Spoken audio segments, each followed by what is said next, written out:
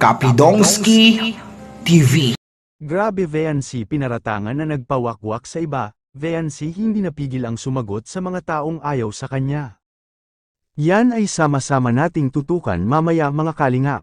At kung nagustuhan niyo po ang ganitong klaseng reaction video, paki-like at subscribe naman po para lagi kayong updated sa susunod kong mga uploads. At salamat sa walang sawang pagmamahal at suporta kay Kuya Val Santos Matubang at Idol Kalingap Rab. Paalala, panoorin at tapusin ang video na ito para malaman mo kung ano ang nilalaman nito bago mag-comment. Ngayon balik tayo sa topic. Hindi na talaga nakatiis si VNC sa mga taong mga paipal akalain mong pinaratangan si VNC na nagpawakwak si VNC at ito hindi nakatiis ang dalaga naglabas ng saloobin sa kanyang TikTok account dahil sa mga pambabatikos ng mga taong walang magawa sa buhay ayon nga kay VNC. Nagpawakwak. Ako po magpapawakwak. Marunong po ako tumano ng utang na loob sa mga taong tumulong sakin simula't simula, kaya bakit po ako magpapawakwak? May sarili po akong utak at desisyon sa buhay kaya hindi po ako mawawakwak ng kung sino man. Opo, may mga GC po kami ng mga taong alam kung totoong titis na andyan po sakin at taong suportado po kami ng partner ko simula't simula sila po yung taong nagbibigay ng mga magagandang advice po sakin at isa rin po sila nagpapagaan ng loob ko lalo na po kapag may mga bashers. Wala po akong pinapanigan lahat po ng taong nagmamahal sakin mahal ko rin kaso nakakalungkot po at hindi po nagkakaisa, tsaka sinasabi po ninyo na may nagda-direct po sakin.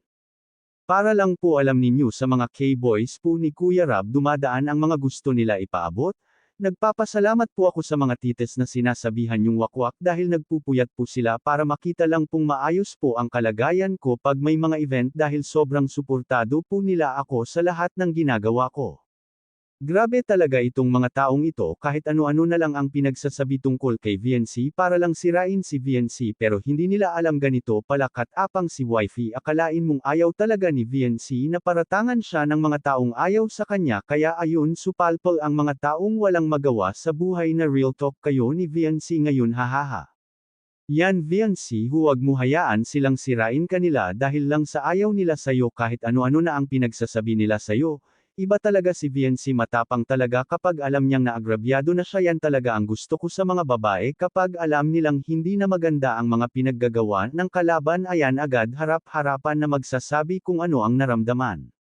Go VNC huwag mong hayaang sirain ka sa mga taong ayaw sa iyo, dahil wala yan silang naitulong sa buhay mo kaya wala silang karapatang sirain kanila sa mga organic supporters ng Kalingap lalo na kay Kuya Val at kay Rab.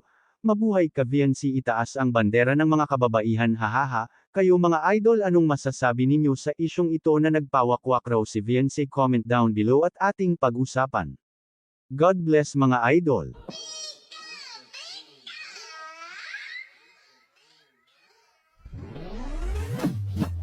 Baby, I want you back right now. Baby, I want you back right now. Yeah, the way you love, can you teach me how? Yeah, the way you love, can you teach me how? Imahabayang